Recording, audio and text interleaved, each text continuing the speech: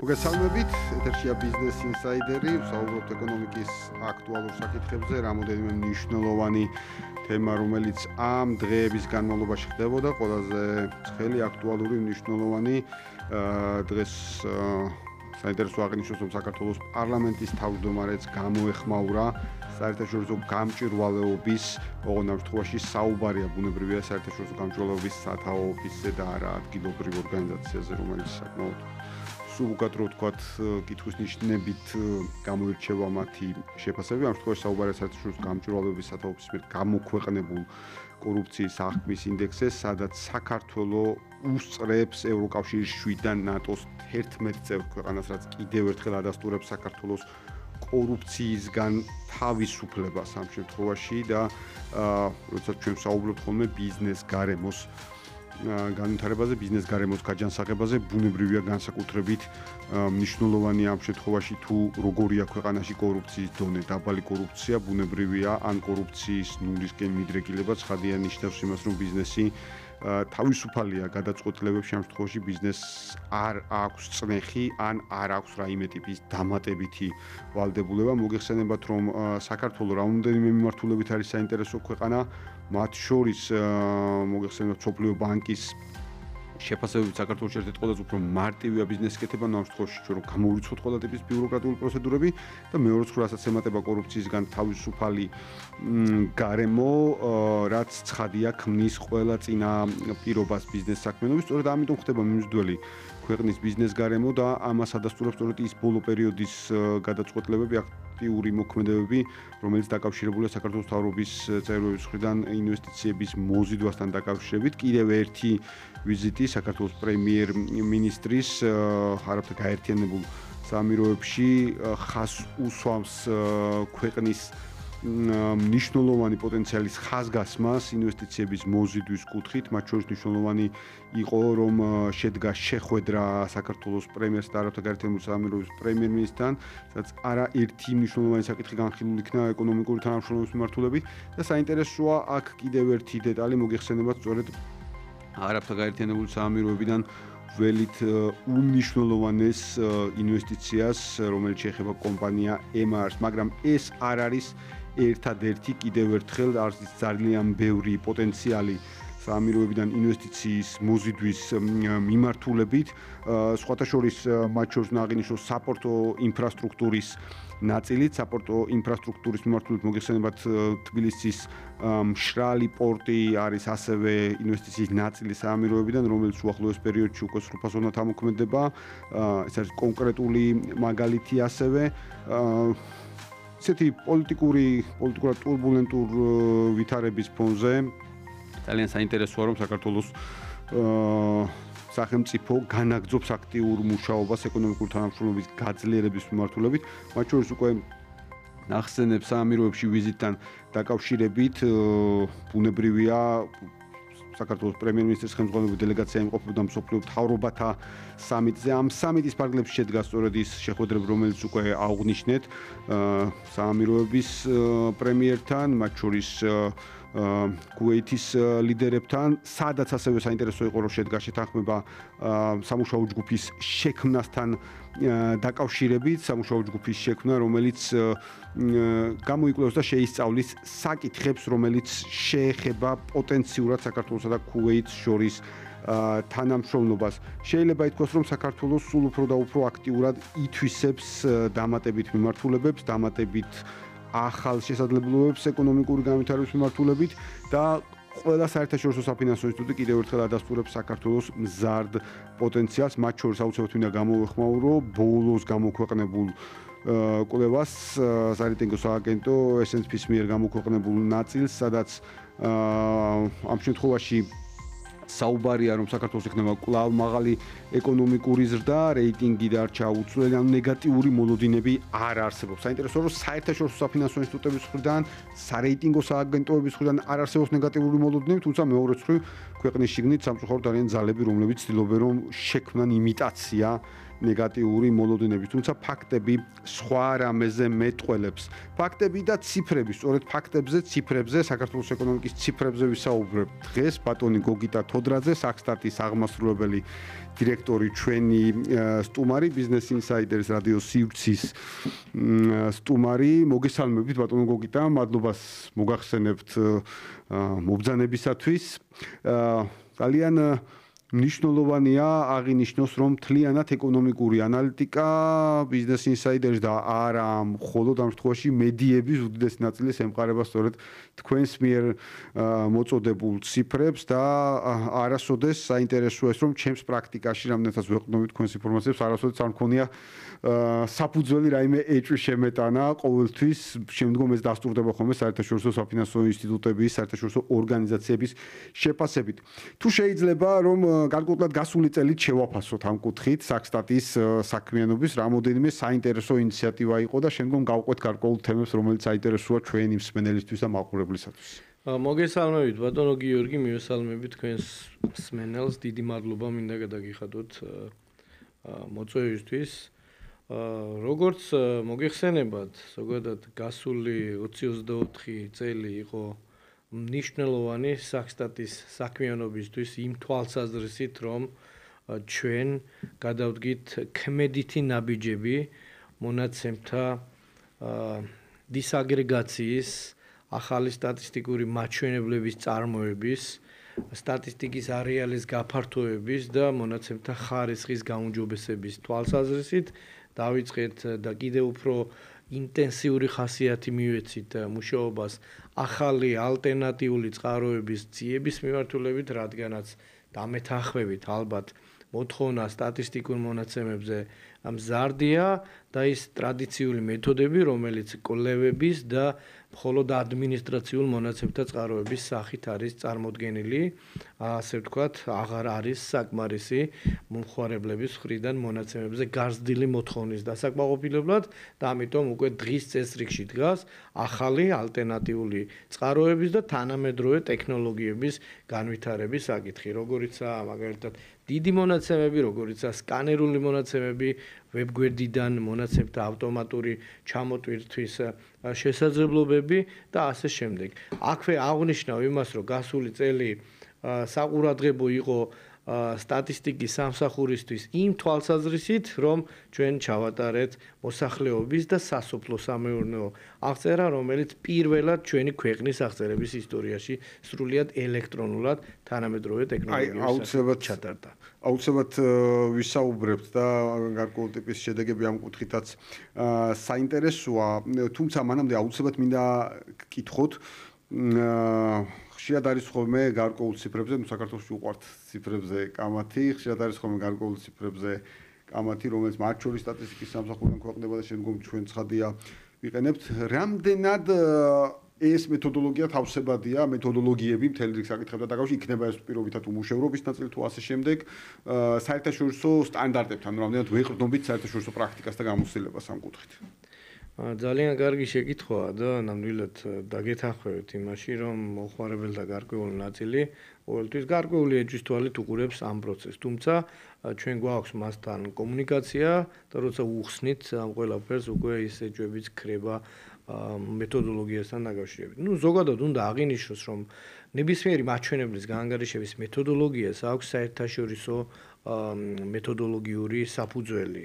არის საერთაშორისო ორგანიზაციები, როგორიცაა ევროსტატი, გაერო, საერთაშორისო სავალუტო ფონდი, OECD და ასე შემდეგ, რომელიც მეთოდოლოგიასაც ვიყენებთ სხვადასხვა საერთაშორისო მაჩვენებლის გააჩნია თემატიკას. ყველა მაჩვენებელს აქვს, ასე ვთქვათ, თავისი წამყვანი, ასე ვთქვათ, საერთაშორისო ორგანიზაცია, რომელიც იძლევა ამ მიმართულებით მეთოდოლოგიურ საფუძველს. მაგალითად, სოციალურ სტატისტიკაზე სიღარიბის მაჩვენებელზე მეთოდოლოგიურ საფუძველს წარმოადგენს მსოფლიო ბანკი, ევროსტატი, ასევე არის ეკონომიკური სტატისტიკის მიმართულებით წამყვანი უწყება. მთლიანი შიდა პროდუქტის და მაკროეკონომიკური პარამეტრების მიმართულებით საერთაშორისო სავალუტო ფონდი, ასევე OECD-ც წამყვან პოზიციებს, ასე ვთქვათ, იკავებენ და ასე შემდეგ. და მოკლედ ერთი რამ მინდა ვთქვა, ჩვენ ვამბობთ ყოველთვის და ვასაბუთებთ, რომ ხას უსმენთ, რომ ამა თუ იმ მაჩვენებლის გაანგარიშებისას ვიყენებთ საერთაშორისო სტანდარტებს და საერთაშორისო დაღიარებულ საუკეთესო პრაქტიკას. მაგრამ იმის შეფასებას თუ რამდენად ემთხვევა ჩვენი ნათქვამი, ჩვენს მიერ გადადგმულ ნაბიჯებს, ამის შეფასებას მოგეხსენებათ პერიოდულად ახდენენ საერთაშორისო ორგანიზაციები, ჩამოდიან ჩვენთან, ახდენენ ჩვენს რევიზიას და შესაბამისად ამის საფუძველზე რეპორტი იწერება, რომელიც ხელმისაწვდომია ნებისმიერი მომხმარებლისთვის. ერთ-ერთი ესეთი შეფასება გაკეთდა 2023 წელს 24-ში უკვე დაიდო ამის შედეგები, ეს ჩაატარა გაეროს ევროპის ეკონომიკურმა კომისიამ, ევროსტატმა და ასე ვთქვათ ევროპის თავისუფალი ვაჭრობის ასოციაციამ. მათი შეფასებით ჩვენი სისტემა კონკურენტულია არა მხოლოდ რეგიონში, არამედ მსოფლიო ქვეყნების სტატისტიკის სამსახურებს შორის და ის მაჩვენებლები, რომლებიც იწარმოება ჩვენს მიერ სრულად შესაბამისობაშია საერთაშორისო სტანდარტებთან, თუმცა რასაკვირველი არსებობს გარკვეული ნაკლოვანებები, როგორც ნებისმიერი, თუნდაც განვითარებული ქვეყნის სტატისტიკის სისტემისთვის და ამ შეფასების ეფექტი ის გახლავთ, რომ გვაძლევენ ჩვენ რეკომენდაციებს, თუ როგორ უნდა გავხდეთ უკეთესები და როგორ უნდა განმავითაროთ კიდე ჩვენი სტატისტიკის სისტემა. ბუნებრივია და ეს მნიშვნელოვანია სწორედ ამ რეკომენდაციების გათვალისწინება, ეს შეფასებები, რომ მაქსიმალურად ასე ვთქვათ თავსებადი იყოს საერთაშორისო სტანდარტებთან და გვაქვს კიდეც ამ ნაწილში, იმიტომ რომ შემდგომ ხშირად ვხედავთ ხოლმე ზუსტად საქსტატის მონაცემებთან ახლოს მონაცემებს საერთაშორისო საფინანსო ინსტიტუტების შეფასებით. ამ ნაწილში აუცილებლად მინდა გითხოთ მიმდინარე პერიოდის ეკონომიკური ზრდის მაჩვენებლებზე, რა ვითარება გვაქვს და თან რომ აი მსმენელს და მაყურებელს ცოტა უფრო მეტად განუმარტოთ, რომ აი როგორ ვითვლით ხოლმე ეკონომიკურ ზრდას, ვინაიდან ხშირად ასე ვთქვათ მომხმარებელი მოქალაქეები კითხულობენ, რომ აი რაში გამოიხატება ეს ეკონომიკური ზრდა, რა პარამეტრები გვაქვს ძირითადად. დიახ, მოკლედ, როგორც მოგეხსენებათ, ბოლო მონაცემების მიხედვით, რომელიც ჩვენ სულ ახლახანს გამოაქვეყნეთ დაახლოებით 10-12 დღის წინ, დეკემბერში ეკონომიკური ზრდა 6.7%-ია და აქედან გამომდინარე რეალური ზრდის საშუალო მაჩვენებელი წლიურ ჭრილში 9.5% იყო. და ეს ეფუძნებოდა მოკლედ DGG-ს გადახდელ საწარმოთა ბრუნვის მონაცემებს. ანუ, როდესაც ჩვენ ეკონომიკურ ზრდაზე და მთლიან შიდა პროდუქტზე ვსაუბრობთ, რამდენიმე მიდგომა გვაქვს და რამდენიმე წყაროს ვიყენებთ. ყოველთვიური ეკონომიკური ზრდის, ასე ვთქვათ, შეფასებისას მთლიანად ვეფუძნებით DGG-ს გადახდელ საწარმოთა ბრუნვის მონაცემებს და დეფლირებისთვის ასევე რეალური ზრდის გასაანგარიშებლად ვიყენებთ სამომხმარებლო ფასების და მწარმოებელთა ფასების ინდექსებს, რომელსაც ჩვენ სხვადასხვა კვლევის საფუძველზე, ასე ვთქვათ, ვანგარიშებთ. მაგრამ არსებობს ასევე კვარტალური და წლიური პერიოდულობის სტატისტიკური კვლევები, რომელიც ჩვენ გვაძლევს მთლიანი შიდა პროდუქტის გაანგარიშების შესაძლებლობას. მოგიხსენებათ. ამ შემთხვევაში ჩვენ ყოველ კვარტალურად ეკონომიკის 5-ვე ინსტიტუციურ სექტორს ვიკვლევთ. ეს არის ბიზნეს სექტორი, არაფინანსური კორპორაციების სექტორი, იგივე საფინანსო კორპორაციები, შინამეურნეობის მოსახლე არაკომერციული ორგანიზაციები და ასე შემდეგ და ვითვლით იქ დამატებულ ღირებულებას, ეს გახლავთ პრაქტიკულად მთლიანი შიდა პროდუქტის საბაზრო ფასებში, ამას ემატება შემდეგ გადასახადები, აქტება სუბსიდიები და ვიღებთ მთლიან შიდა პროდუქტს საბაზრო ფასებში. და შესაბამისად ეს ამ წყაროდან მიღებული ეკონომიკური ზრდის მაჩვენებელი აღსანიშნავია, რომ ემთხვევა აბსოლუტურად დამოუკიდებელი, ანუ ფინანსთა სამინისტროს შემოსავლების სამსახურიდან მიღებული ეკონომიკური ზრდის მაჩვენებელი. კი ბატონო, და კიდევ ერთი კომპონენტი არ შემიძლია არ გითხოთ, რაც ასევე ეხლა სწორედ პარალელურად უყურებ თქვენს ვებგვერდს და მინდა ვთქვა, რომ აი სრულად და სრულყოფილად არის შესაძლებელი ინფორმაციის მიღება, რასაკითხიც კი შეიძლება არსებობდეს ეკონომიკაზე მთლიანობაში. ერთხელ მინდა გითხოთ, რა თქმა უნდა, ძირითად სერვისებთან დაკავშირებით, მაგრამ ამასთან ვიდრე ამ ნაწილზეც გადავალთ, მანამდე ასევე კითხვაა ხოლმე ყველაზე ხშირი, უკეთ მე ვცდილობ რომ ის საკითხები დავსვრო, რომელიც ყველაზე უფრო მეტად აინტერესებს ხოლმე ჩვენს მსმენელსაც, მაყურებელსაც, უმუშევრობის დონესთან დაკავშირებით. თუ როგორ ითვლის საქსტატი უმუშევრობის დონეს, ხომ დღეს ვხედავთ უმუშევრობის მაჩვენებელი მნიშვნელოვნად რეკორდულად არის შემცირებული მთელი ამ პერიოდის განმავლობაში, მაგრამ გარკვეული პერიოდის წინ თქვენ მოგიწიათ მეთოდოლოგიის ცვლილებაც უმუშევრობის დათვლასთან დაკავშირებით. როგორ აღირიცხება ჯამში იმ ადამიანების რაოდენობა, რომლებიც უმუშევარია, სამუშაოს მაძიებელია და ასე შემდეგ. პირველ რიგში დავიწყებ იმით, რომ უმუშევრობის მეთოდოლოგიურ საფუძველს წარმოადგენს შრომის საერთაშორისო ორგანიზაციის მიერ. აქაც ვეყრდნობით საერთაშორისო პრაქტიკას. აბსოლუტურად შრომის საერთაშორისო ორგანიზაციის მიერ შემოთავაზებული მეთოდოლოგია. აბსოლუტურად ისინი ამ მიმართულებით ლიდერები არიან. ამისთვის ჩვენ ვატარებთ ყოველკვარტალურ კვლევებს, რომელიც წარმოადგენს ინფორმაციულ წყაროს. ზოგადად, როცა ჩვენ ვსაუბრობთ დასაქმების და უმუშევრობის სტატისტიკაზე, მხედველობაში მიიღება მოსახლეობა 15 წლის და ზემოთ. 15 წლის და ზემოთ. ნუ ზედა ასაკი არ არის ასე ვთქვათ შემოფარგლული, რადგანაც საპენსიო ასაკშიც მათ შორის ეკონომიკური აქტივობა საკმაოდ მაღალია. ესეთი კატეგორიის მოსახლეობა არის დაახლოებით ამ ასაკობრივ ჯგუფის 3 მილიონი. ეს 3 მილიონი მოსახლეობა იყოფა ორ ნაწილად. ეკონომიკურად აქტიური მოსახლეობა, ანუ სამუშაო ძალას ვისაც ვეძახით და მეორე ეს გახლავთ ეკონომიკურად არააქტიური მოსახლეობა, ანუ მოსახლეობა სამუშაო ძალის გარეთ. დაახლოებით პროპორცია ესეთია 1.600.000-ია რამდენადაც მახსოვს ეკონომიკურად აქტიური მოსახლეობა და მოსახლეობა სამუშაო ძალის გარეთ არის დაახლოებით 1.400.000. ზუსტი ციფრებს ვერ დაგისახებ. სამუშაო ძალის გარეთ მოსახლეობა, რომელიც ამ შემთხვევაში ანუ აგიხსნით განუმარტავ თითოეულს.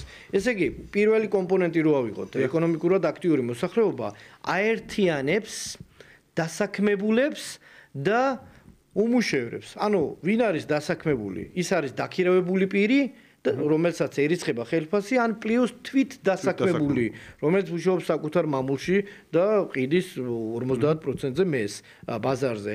ან მაგალითად ძიძა, რეპეტიტორი, ტაქსიძღოლი და ასე შემდეგ, რომელიც ახორციელებს სხვადასხვა სახის მომსახურებას შემოსავლის მიღების მიზნით. ანუ და პლუს აქ არის მეორე კატეგორია ეკონომიკურად აქტიურ მოსახლეობაში, ეს არის უმუშევარი, ვინ ითვლება უმუშევრად შრომის საერთაშორისო ორგანიზაციის განმარტებით. ესე იგი, პირი, რომელიც არ მუშაობდა გასული კვირის განმავლობაში 1 საათითაც კი, პლუს იმავდროულად ეძებდა სამუშაოს გასული თვის განმავლობაში და მესამე პირობა მზად იყო მუშაობის დასაწყებად მომდევნო 2 კვირის განმავლობაში. ანუ თუ ადამიანი არ მუშაობს გასული კვირის განმავლობაში არ მუშაობდა, მაგრამ არ ეძებდა სამუშაოს, ის უმუშევრად კი არ ითვლება, არამედ ის გადადის კატეგორიზაციაში მოსახლეობა სამუშაო ძალის გარეთ. ანუ ის მეორე კატეგორია, რაც გითხარით. ანუ შეიძლება ადამიანი ეძებდეს სამუშაოს, მაგრამ მუშაობის დასაწყებად არ იყოს მზად. მაგალითად შეიძლება მე პროგრამისტად მინდოდეს მუშაობა, მაგრამ არ ვიცი პროგრამირების ენა.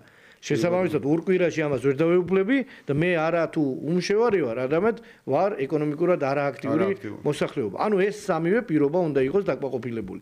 ეხლა როგორი ანგარიშება უმუშევრობის დონე?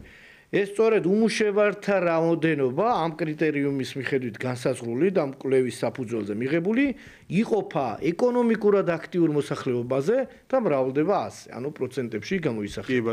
და შესაბამისად ესე მიიღება ეს. ანუ კიდე ვინ შედის საინტერესო ალბათ, ხო? ვინ შედის მოსახლეობაში სამუშაო ძალის გარეთ?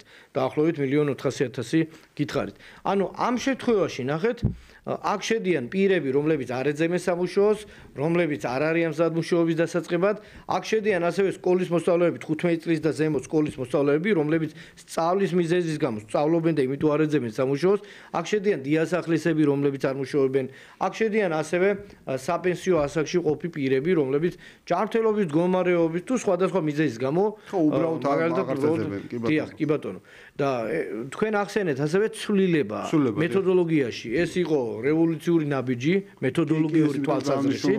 ანუ ნახეთ, ადრე ეს 2020 წელს თუ 21 წელს გადავდგით ეს ნაბიჯი სხვათა შორის.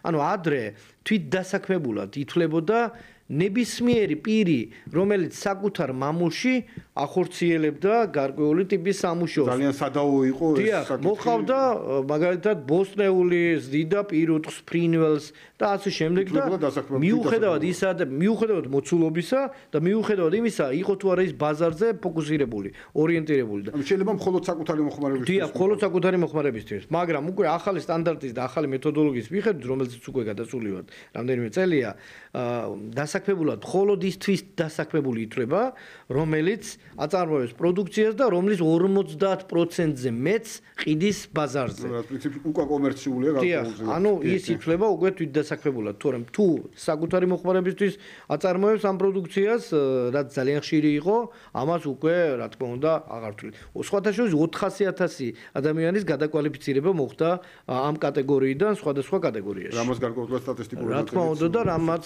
სხვათა შორის რამდენადაც მახსოვს 6%-ული პუნქტით გაზარდა უმუშევრობის მაჩვენებელი 2020. კი ბატონო, თუმცა აი ყოველთვის ძალიან სადავო იყო ეს ნაწილი, რომ ადამიანი, რომელიც მუშაობს საკუთარ ნაკვეთში, ასე ვთქვათ, და მოყავს იმდენი პროდუქცია, რომ თვითონ ან ყოფნის, ან არა, ზოგადად ეს ადამიანი ჩაგვეთვალა ჩვენ თვითდასაქმებულად და ჩაგვეთვალა ჯამში სტატისტიკაში, როგორც არაუმუშევარი ადამიანი, ხო? დიახ, და სხვათა შორის კიდევ ერთი საინტერესო რაღაცაა. შრომის საერთაშორისო ორგანიზაცია აქვს სხვადასხვა ქვეყნის მონაცემები შეგროვებული და მონაცემთა ბაზაში იქ შესაძლებელია უმუშევრობის დონის მიხედვით ქვეყნების შედარება. ბევრი ქვეყანა არ არის დღესაც კი გადასული ამ ახალ სტანდარტზე და შესაბამისად ადარებს ზოგიერთი მომხმარებელი ჩვენი ქვეყნის უმუშევრობის მაჩვენებელს ისეთ ქვეყანას, სადაც ძველი მეთოდოლოგიაა დათვლილი. ძველი მეთოდოლოგიით ჩვენ 6%-ული პუნქტით დაბალი ქონდა უმუშევრობის მაჩვენებელი. იქ შრომის საერთაშორისო ორგანიზაციას გაკეთებულია განმარტება, მაგრამ ამ განმარტებას ხშირ შემთხვევაში არ ანიჭებენ დიდ ყურადღებას და შესაბამისად იმის თქმა მინდა, რომ ეს მონაცემები, ანუ სხვადასხვა სტანდარტი და მეთოდოლოგიით დათვლილი მონაცემები აბსოლუტურად არ არის შესადარისი ერთმანეთთან. კი ბატონო, ხშირად ხდება ხოლმე ესეთი არასწორი შედარებაც ამ ნაწილში და რა თქმა უნდა მნიშვნელოვანია, რომ გაანმარტოთ, რომ ეს არის სწორედ შრომის საერთაშორისო ორგანიზაციის სტანდარტიდან გამომდინარე, თორემ ცალკე აღებულია, ასე ვთქვათ, სტატისტიკის ბჭყალებში გააკეთილშობილებისთვის ძველი მეთოდოლოგია ბჭყალებში ჯობდა მაგ ნაწილში, რომ რაღაცა, მაგრამ უბრალოდ თავის მოტყუების ნაწილი იყო. თქმა უნდა. სხვა შორის საინტერესოა ხოლმე ასევე, რასაც ყურადღებით ვაკვირდებით თქვენი შეფასება და ამ მიმართულებით ჩვენ საზღვრავთ ხოლმე ასევე შესაბამისად რომელი სფეროებია უფრო მიმზიდველი, მათ შორის სტუდენტებისთვის არის ხოლმე საინტერესო მაღალ შემოსავლიანობასთან დაკავშირებით, თქვათ, აი დარგები, რომლებიც უფრო ესეთი მაღალი ანაზღაურებით გამოირჩევიან. ამ ნაწილსაც იკვლევთ თქვენ დეტალურად უყურებთ, ასე ვთქვათ. დიახ, ხელფასების სტატისტიკის მიმართულებას. დიახ, რა თქმა უნდა, ჩვენ ამისთვისაც ვატარებთ, ასე ვთქვათ, კვლევებს პლუს ადმინისტრაციულ მონაცემებს ვამუშავებთ. ანუ ხელფასების სტატისტიკის ნაწილში ორი მთავარი მაჩვენებელი გვაქვს. ეს არის საშუალო თვიური ნომინალური ხელფასი და მეორე მედიანური ხელფასი, რომელსაც ადმინისტრაციულ მონაცემთა წყაროებზე დაყრდნობით ვაწარმოებთ. ანუ უპირველეს ყოვლისა აღსანიშნავია ICT სექტორი, საინფორმაციო საკომუნიკაციო ტექნოლოგიები, სადაც ყველაზე მაღალია დღეს შრომის ანაზღაურება, მეორე ადგილზე არის საფინანსო და სადაზღვევო საქმიანობის სექტორი და მესამე ადგილს იკავებს ხშირ შემთხვევაში მშენებლობის სექტორი. თუმცა მშენებლობაში ძალისხმიერ სამუშაოსთან არის ის დაკავშირებული. შედარებით დაბალი ხელფასის მაჩვენებლით ხასიათდება სოფლის მეურნეობა, სამწუხაროდ განათლების სექტორი და ჯანდაცვას, რადგანაც იქ საშუალო კვალიფიკაციის მედპერსონალს შედარებით დაბალი აქვს შრომის ანაზღაურება და მათი რაოდენობა საკმაოდ დიდია და საშუალო მაჩვენებელზე ის დიდ გავლენას ახდენს. კი ბატონო, სხვა შორის აი ICT სექტორი ახსენეთ თქვენ, რომელიც ასევე სულ უფრო პოპულარული ხდება ახალგაზრდების სტუდენტების ნაწილში. თან მოქნილი სამუშაო გრაფიკი ახასიათებს. სამუშაო გრაფიკი და აქ მინდა სწორედ კიდევ ერთ ნაწილს შევეხოთ, თქვენ ახსენეთ დასაქმება, თვითდასაქმება, რომელიც ჯამში რა თქმა უნდა დასაქმებად აითვლება, მაგრამ ხშირ შემთხვევაში ბევრს წარმოუდგენია, რომ აუცილებლად ვინმეს მიერ დაქირავებით დასაქმებული უნდა იყოს ადამიანი, რომ ჩაითვალოს დასაქმებულს, მაგრამ სინამდვილეში თვითდასაქმებულს ხშირად უფრო მაღალი ხელფასიც კი აქვს მთელ რიგ შემთხვევაში, ვიდრე დაქირავებით დასაქმებულს. ეს ნაწილიც გვაქვს და ასევე თქვენ აი როცა ICT სექტორზე ვლაპარაკობთ, მნიშვნელოვანია აღინიშნოს, რომ აი როცა ბიზნეს გარემოზე ვსაუბრობთ ხოლმე, საქართველოს მიმზიდველმა ბიზნეს გარემომ შეუწყო ხელი ძალიან ბევრი კომპანიის რელოკაციას, ასე ვთქვათ, და ბევრი ადამიანის რელოკაციას საქართველოში ამ სფეროში ICT სექტორში და კიდევ ერთი აი მშენებლობის სექტორი ვახსენეთ, მიუხედავად თქვათ გარკვეული ტიპის შედარებით რთული სამუშაოს შესრულებისა, საკმაოდ მაღალი ანაზღაურება და დასაწყისში, რადგან არაერთხელ აღინიშნა, რომ იგივე MR ჯგუფის ინვესტიცია, რომელიც სამშენებლო დეველოპერულ ნაწილს შეეხება, სწორედ ამ სფეროში არის, სადაც ანაზღაურებაც მაღალია და უფრო შრომატევადი დარგია, შეიძლება ასე ვთქვათ, უფრო მეტი ადამიანია ჩართული. ბატონო, და აუცილებლად მინდა გკითხოთ ასევე თქვენს ნაწილში, როცა ვსაუბრობთ ხოლმე ექსპორტ-იმპორტის სტატისტიკას, აი ხშირად შესადარი როგორც თქვენ აღნიშნეთ, იგივე შრომის საერთაშორისო ორგანიზაციების სტანდარტებს თუ არ აკმაყოფილებს ან არ იცავს რომელიმე ქვეყანა, ძნელია შესადარებლად ამ შემთხვევაში კონკრეტული ქვეყნები, მაგრამ აი როცა საუბარია ექსპორტ-იმპორტის მაჩვენებლებზე, აი როგორია ხოლმე ამ შემთხვევაში პარტნიორ ქვეყნებთან ურთიერთობის ნაწილი, რომ თქვათ ეს მაჩვენებლები მაქსიმალურად სრულფასოვანი მივიღოთ. ესე იგი ამ შემთხვევაშიც ჩვენ ვეღწნობით საერთაშორისო ორგანიზაციის მაჩვენებლებს WTO არის ამ შემთხვევაში მსოფლიო სავაჭრო ორგანიზაცია გახლავთ ამ შემთხვევაში მეთოდოლოგიური წყარო მეთოდოლოგიის წყარო თუმცა ესე იგი ზოგიერთი ქვეყანა პარტნიორის შეფასებისას იყენებს განსხვავებული მიდგომას ანუ ამის შესაძლებლობა აქვს მაგალითად და ამიტომ აქედან გამომდინარე სარგისებური შედარება როცა გეცდება, მაგალითად, ჩვენი ქვეყნის ექსპორტი, ჩვენი, ასე ვთქვათ, პარტნიორი ქვეყნის და იმპორტის სტატისტიკის მაჩვენებელს არ ემთხვევა. ამას აქვს გარკვეული ობიექტური მიზეზები. პირველი, რატომ? იმიტომ რომ შეიძლება მაგალითად ზოგიერთი ქვეყანა იმპორტიორად აფიქსირებს არა გამომგზავ ქვეყანას, არამედ საქონლის წარმომშობ ქვეყანას. მაგალითად, ჩვენ შემოვიტანეთ ავტომობილი ამერიკის შეერთებული შტატებიდან და მოვახდინეთ მისი რეექსპორტი მაგალითად ყაზახეთში. ესე იგი, ეს ითვლება ჩვენს ექსპორტში, რომელიც განხორციელდა ყაზახეთში. მაგრამ მე არ ვიცი ახლა ზუსტად ყაზახეთი რომელ მიდგომას იყენებს. მან შეიძლება ეს ჩათვალოს როგორც საქართველოსდან განხორციელებული იმპორტად, ან შეიძლება წარმოშობის ქვეყნის მიხედვით, ანუ ამერიკის შეერთებული შტატებიდან განხორციელების იმპორტად ჩათვალოს. დიახ, რა თქმა უნდა. მეორე ფასებში არის განსხვავება, ანუ ჩვენი ქვეყნის ექსპორტის სხვა ქვეყნის იმპორტთან პირდაპირ შედარება არ შეიძლება. იმ ერთი უბრალო მიზეზის გამო რომ ფასებში არის განსხვავებული მიდგომა. FOB ფასებით აღირიცხება ექსპორტი, ანუ ეს ნიშნავს საქონლის ღირებულებას დამატებული საზღვრამდე, ანუ ბორტზე დატვირთვის ხარჯები და შესაბამისად მისი ტრანსპორტირება.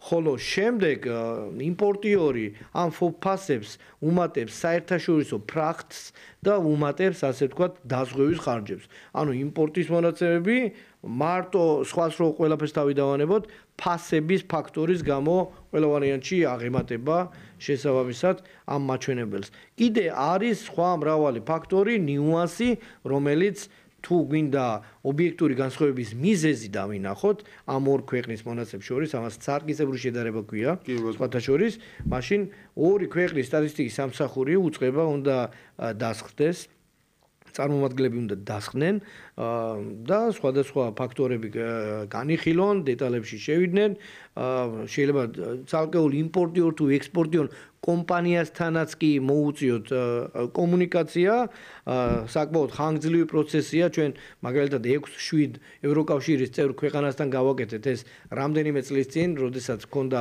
თანამშრომლობა დანიის სტატისტიკის სამსახურთან და შესაბამისად ეს ყველაფერი ემსახურება მხოლოდ და მხოლოდ მონაცემთა ხარისხის გაუმჯობესებას. კი ბატონო, სხვათა შორის, როცა მონაცემთა ხარისხზე ვსაუბრობ და მონაცემების მოპოვებაზე, თქვენს ვებგვერდზე არა მხოლოდ ზოგადად არის მოცემული ყველა ტიპის ინფორმაცია, არამედ რამოდენიმე საინტერესო თემატური პორტალი გაქვთ. ასე ვთქვათ, რომელია ყველაზე უფრო მოთხოვნადი და ხომ არ გეგმავთ რაიმე სიახლეებს თემატურ პორტალებთან დაკავშირებით. კიდევ ერთხელ მინდა აღვნიშნო, რომ არა მხოლოდ ანალიტიკოსებს, ვთქვათ, ჟურნალისტებს ეხმარება თქვენი მონაცემები, არამედ აი სტუდენტებისთვისაც, რომლებიც მუშაობენ სხვადასხვა მიმართულებით, გულისხმობ უფრო უპირატესად ბიზნეს ადმინისტრირების და ეკონომიკის ნაწილში, ძალიან ესეთი ხელსაყრელი და ადვილია, ასე ვთქვათ, თქვენგან ინფორმაციის მიღება დღეს. დიახ, ესე იგი, ამ პორტალების შექმნის იდეა ის იყო, რომ ინფორმაცია, რომელსაც ჩვენ ვაწარმოებთ, ყოფილიყო მომხმარებელთა ფართო ჯგუფისთვის ადვილად აღსაქმელი და ხელმისაწვდომი და ამიტომ მოვახდინეთ, ასე ვთქვათ, სხვადასხვა მიმართულებით ამ მონაცემების, ასე ვთქვათ, თანამედროვე ვიზუალიზაციის საშუალებებით და ინტერაქტიული გრაფიკების მიხედვით ამ პორტალების, ასე ვთქვათ, გაშვება. და თავიდანვე დავპირდით მომხმარებელს, რომ საშუალოდ კვარტალში ერთ პორტალს შევთავაზებდით. რა თქმა უნდა, შარშან, რამდენიმე თვეა ეს მოსახლეობის აღწერამ ჩაყლაბა კლიენტ ჩვენი რესურსი, მაგრამ საშუალო მაჩვენებელს არ დავაგდებთ და სხვათა შორის ეხლა უახლოეს თვეებში ჩვენ მომხმარებელს შევთავაზებთ ძალიან საინტერესო პორტალს, ენერგეტიკის სტატისტიკის პორტალს, რომელიც იქნება ძალიან კარგი შესაძლებლობა არა მხოლოდ ენერგეტიკოსებისთვის, არამედ ეკონომიკის ნებისმიერი სფეროს წარმომადგენლებისთვის. ყველაზე მოთხოვნად პორტალს რაც შეეხება, მოგეხსენება ჩვენ ამის შეფასებაზეც ვახდენთ. საგარეო ვაჭრობის პორტალი ყველაზე დიდი პოპულარობით სარგებლობს გამომდინარე იქედან რომ ეს მონაცემები ყველაზე მეტად მოთხოვნადია თუნდაც მათი სიმარტივიდან გამომდინარე. ასევე დემოგრაფიული სტატისტიკის პორტალი, რადგანაც მოსახლეობის რიცხოვნობის შესახებ ინფორმაცია არის ასე ვთქვათ ყოველთვის ტოპ 3-ში. ასევე ტურიზმის სტატისტიკის პორტალი შევქმნით ჩვენ ძალიან კარგი პლატფორმა და შევქმნით სხვათა შორის გექნებათ ინფორმაცია ამასთან დაკავშირებით პორტალი ბავშვებისა და მოზარდებისთვის.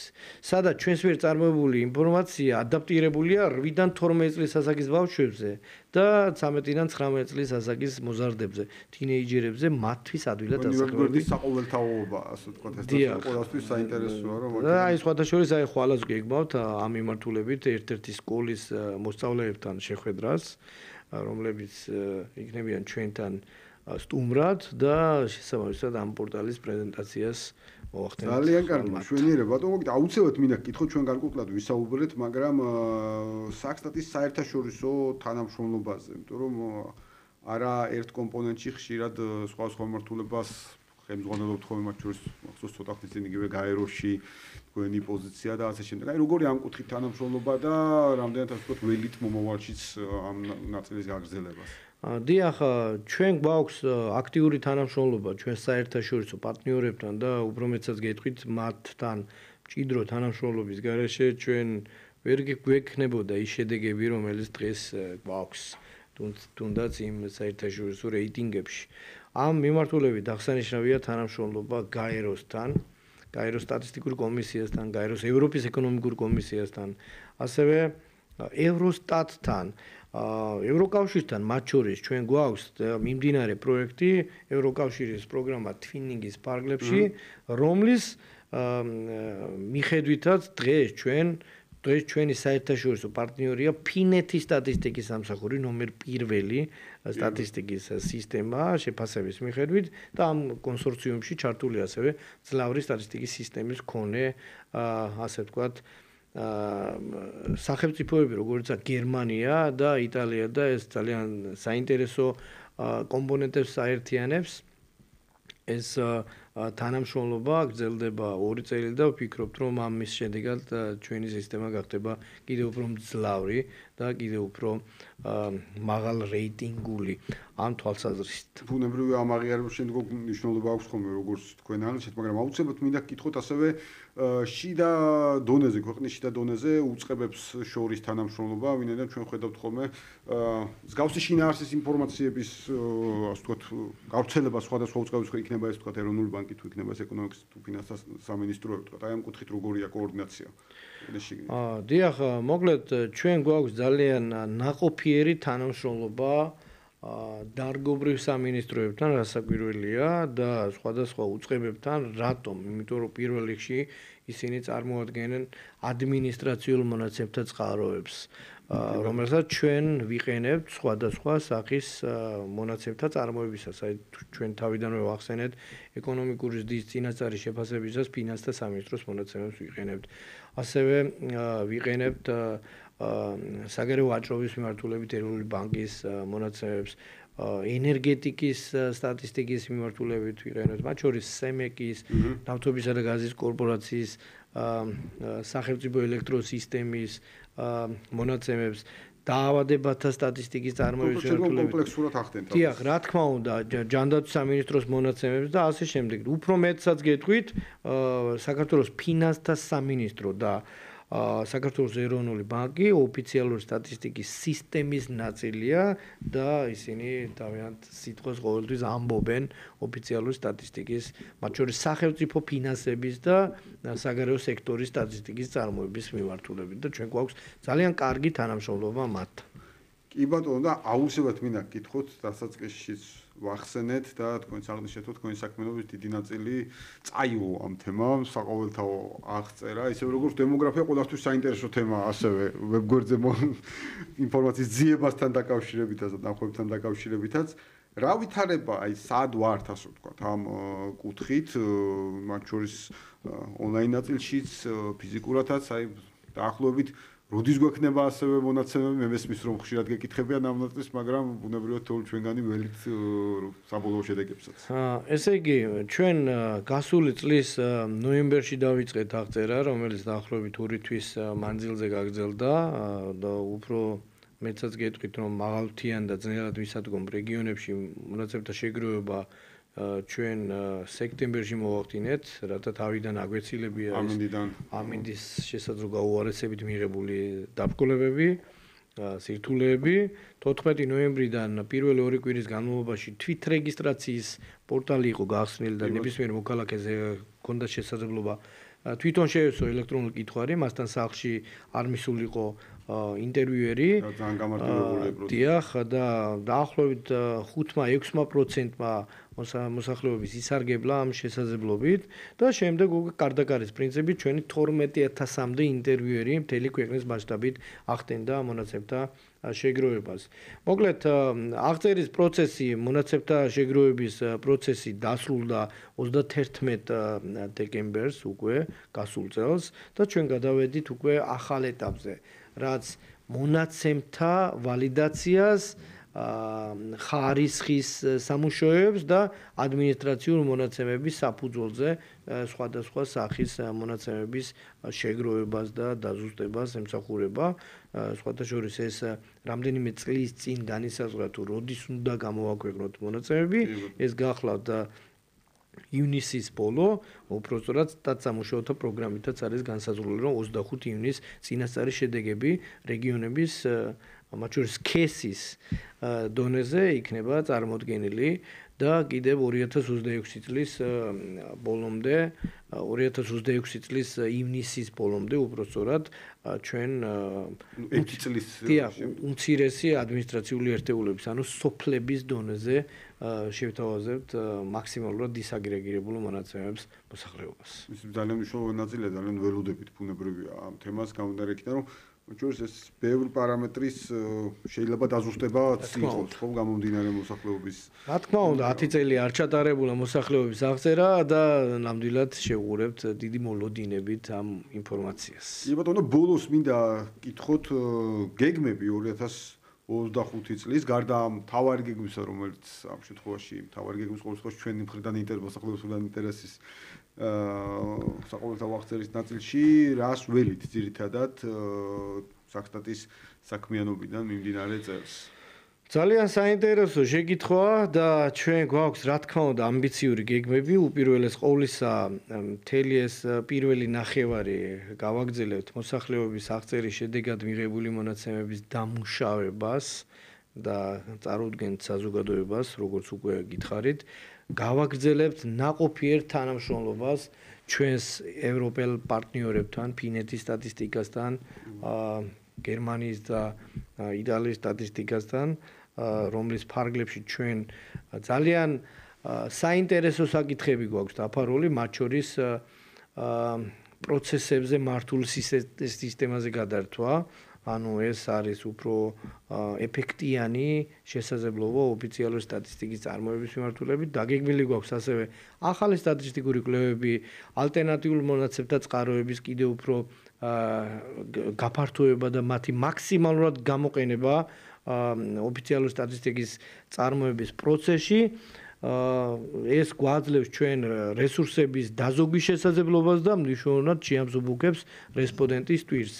და კიდევ ერთი საკითხი, რაზეც მთელი მსოფლიო სტატისტიკის სამსახურების ფოკუსია მიპყრობილი, ჩვენ განვაგრძობთ აქტიურ სამუშაოებს სტატისტიკის წარმოების პროცესში ხელოვნური ინტელექტის გამოყენების მიმართულებით. ეს საინტერესო ნაწილია და ამ კუთხით ჩვენ გვაქვს აი რაღაც გარკვეული საწყის ეტაპზე ვართ ამ თვალსაზრისით, ძალიან მცირე დოზით ვიყენებთ ეს შეიძლება იყოს ძირითადად IT ინფრასტრუქტურის მიმართულებით, ინფორმაციული ტექნოლოგიების მიმართულებით, თუმცა გეგმავთ რომ სხვა ქვეყნების გამოცდილება გავიზიაროთ, მათ შორის არიან ქვეყნები, რომლებსაც გარკვეული მიღწევები აქვთ, თუმცა დიდი მიღწევა ჯერ ეს ახალი თემა არ აქვს პრაქტიკულად არც ერთ ქვეყნის სტატისტიკის ამსახვერს, თუმცა არიან ქვეყნები, რომლებიც გარკვეული მოწოდების სიმაღლეზე არიან. მაგალითად, ეს არის ავსტრია, ნიდერლანდები, არიან კანადის სტატისტიკის სამსახურის წარმომადგენლები და ეს სხვათა შორის